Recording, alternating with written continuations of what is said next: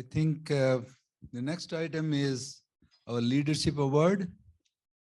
I would again call on Ed Shaw for announcing the leadership award.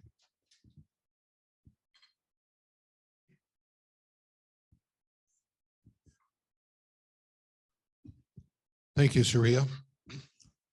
Well, this year we've all got we got a very worthy nomination for our leadership award, and I think Nora is online to kind of introduce or give the parameters. So could we bring Nora up online, please? Thanks so much, Ed, but actually Amanda said that you were doing the introduction, so I'm not prepared. Can you please share?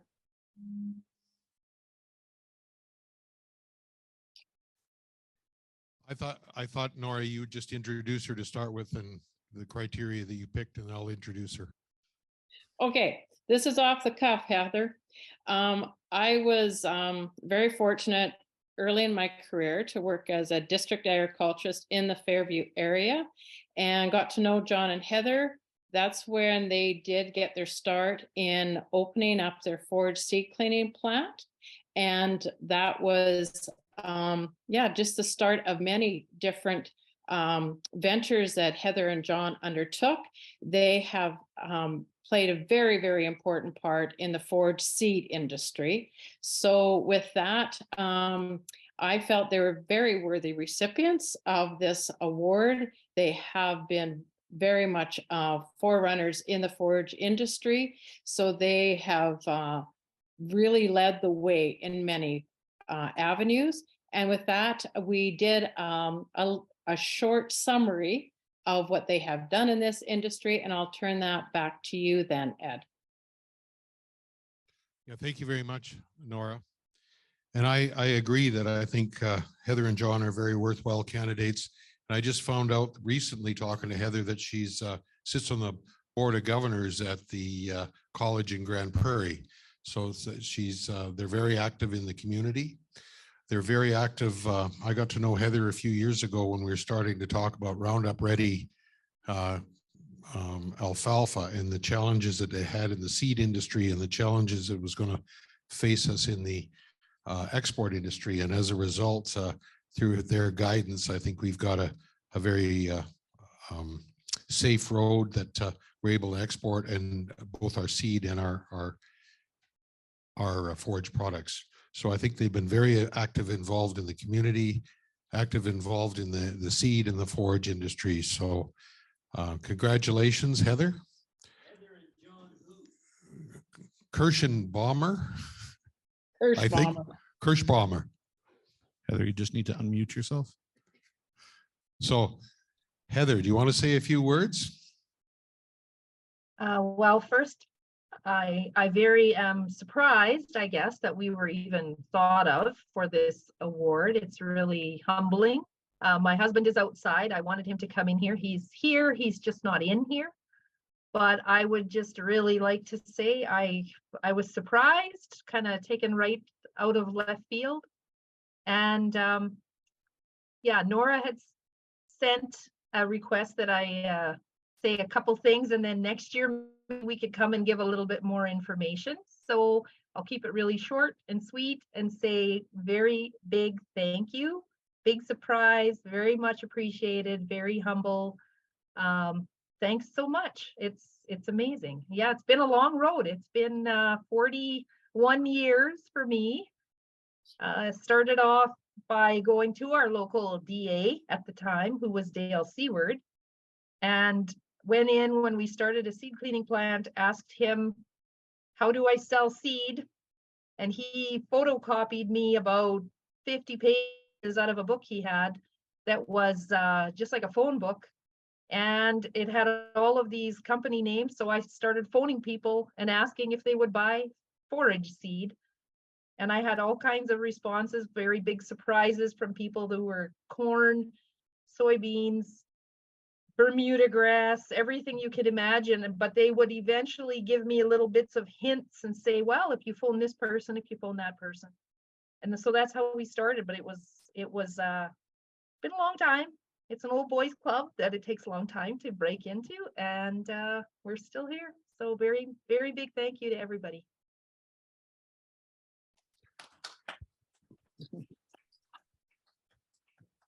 Thank you very much and congratulations. The next thing on our agenda is we're going to have a presentation by our last year's person that won the award. So it's over to you, Nora.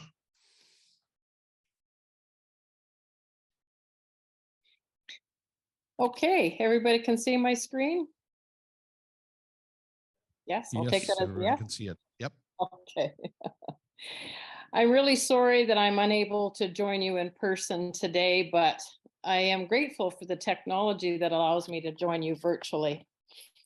And for those of you that are unaware, the last few years we've been able to keep the nominee for this award a bit of a secret until the day of the AGM. It's an exception this year, Heather. But the first time, Chris Volkerth and I were able to surprise Saria Chera of telling him it was going to be Chris that received the nomination, but on the day we announced that it was Saria. So we were able to surprise him. It was a lot of fun doing that as we presented him with his pink shirt, which, by the way, Saria, we're still waiting to see you wear that.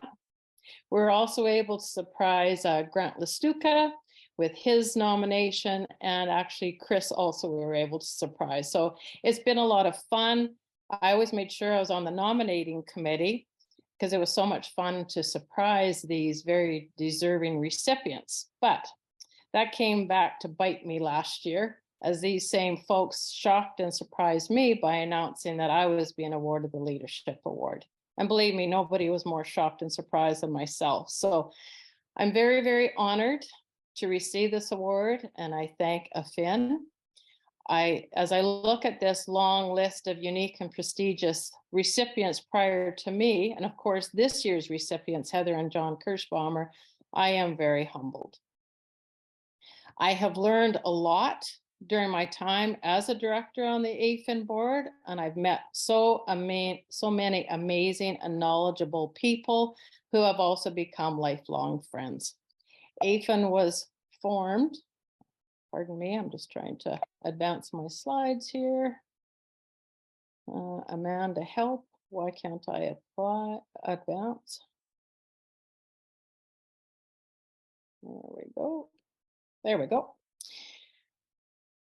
AFIN was formed to give forages a voice with its inauguration at the 2010 Western Canada Conference on Grazing that was held in Vermilion. And I became a director representing the ERICA groups in the Peace Country in about 2012. And then shortly after, I took over the duties of treasurer, which I really hope to hand over to someone else this year for anybody that's interested. And even though forages play an intrinsic part in so many facets of agriculture, this vital industry does not receive the recognition that it deserves. And the dedicated AFIN volunteer board of directors has worked tirelessly to rectify this and achieving successes during its 13-year history. However, I truly believe that to grow and advance the forage industry, AFIN needs an executive director as the task is too onerous for volunteers. This will necessitate more funding, just saying. And I know this was all outlined in our forage strategy, but I felt it still warranted repeating. My husband and I had just returned from our holiday in Hawaii. That was one of the reasons I couldn't attend today in person. But it's so interesting to observe grazing practices wherever one travels. And it quickly becomes very apparent if grazing is being managed. And it does not matter if there's ample rainfall and sun, grazing management is still integral to the health of the soil, the forages, and the animal. And I love Ed Shaw's adage, you can have forages without livestock, but you can't have livestock without forages. And I've always felt that that actually should go on a bumper sticker. But I would go one further with, you can't have forages without soil. However, forages do play a very significant role in soil health. We have learned so much in the last 10 to 15 years about soil health and regenerative ag. And it was like producers were just waiting for this, as our first soil health conference in Canada, held in 2015, sold out very early. And every conference since has also sold out early. Our 2022 conference in December was a resounding success, and many of our speakers referred to forages and livestock as keys to improved soil health. For too long, forages and livestock were treated as separate entities and with no regard to the soil. Now we're looking at them as integrated and as a system, labeling it many different things: grazing management, adaptive grazing, rotational grazing, etc. But the concept is not new. And as one of my mentors early in my career, Trevor Jones, that might ring a bell for a few of you, encouraged me to read Grass Productivity, written by Andre Voisin, who is a biochemist by training and a farmer by inclination. This book, which was originally published in 1959, is a treasure trove, and Andre referred to grazing management as rational grazing. His definition of grazing was a meeting of the cow and the grass. It does seem, as we discover new things, most have already existed, and we're actually rediscovering them. So it's like the old is new again, and we can certainly learn from the past. Andre stated that grass and the cow must not be studied separately. Maximum grass productivity, rational grazing, will provide maximum grass productivity while at the same time allowing the cow optimum performance. And to quote my good friend Grant Lasuka, it has to be a systems approach. Forages, livestock, and soil are all integrated. A few of the soil health principles that we have implemented on our farm are minimal soil disturbance, keeping the soil covered, live root into the winter, diversity of plants, and of course, livestock integration. Seeding an annual cover crop mix with 8 to 10 different species for swath grazing to complement our perennial pastures has been very beneficial for our cattle and for the health of our soils. And I know Doug Ray has used swath grazing very successfully for many years on many different classes of livestock. We did try it with an oat monocrop early on, but we found we usually got an early snowfall in October, and this would melt, the swaths would freeze to the ground underneath subsequent snowfall. So then the cows really struggled to get access to it. But when we seeded a mix, including oats, forage peas, brassicas, hairy vetch, sunflowers, millet, ryegrass, the swath stayed fluffy so that the cattle could actually access them even in the deep snow.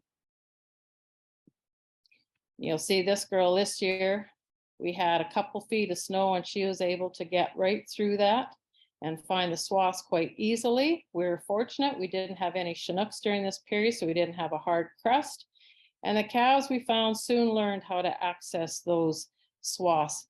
Some of them were opportunists, of course, and they would follow the cows. And it's amazing how green some of the species remain under the snow. And we also found that even if we had to swath that crop when it was high moisture content, because the swaths were so fluffy, there was lots of air movement so that the swaths did not go moldy. We leave our May-born calves on the cows until around February, depending on when the swath grazing is finished. But we find that those calves thrive and grow very well on the high plane of nutrition that this cocktail cover crop mix provides. When swath grazing is done, we bring the herd home, wean the calves, and the cows go on to bale grazing, which is another great low-cost method of improving the health of our soils. This is my family. Our farm is 10 miles outside of Manning, which is an hour north of Peace River, for those of you that live in the south and not familiar with the Peace Country. In addition to our cow-calf operation, we grow cash crops, including wheat, oats, barley, peas, and canola. We have a farm gate meat business with an online store, plus we sell forage seed, fencing supplies, and livestock mineral. We're very, very fortunate to have 2 of our children come back to the farm. Our son Lee has taken the lead on our cropping side, and our daughter Jolene has taken the lead on our livestock operation and the beef freezer trade business and our other ventures. And our third child, Kara, she is a chartered professional accountant and is a huge asset to our business with her financial acumen. And even though she lives 6 hours away, she travels to the farm very often to help us out. Again, I thank Assn for awarding me this very prestigious award, the Leadership Award in Forages. I congratulate Heather and John, very deserving recipients of the 2023 Leadership Award, and I look forward to their presentation next year. And no trip to Hawaii is complete without a sunset over the ocean. Thank you. Enjoy your lunch and enjoy the rest of your meeting.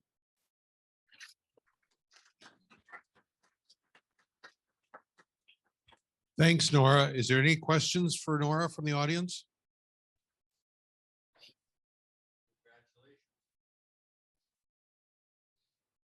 Congratulations again, and thank you. Thank you. I guess now is lunchtime.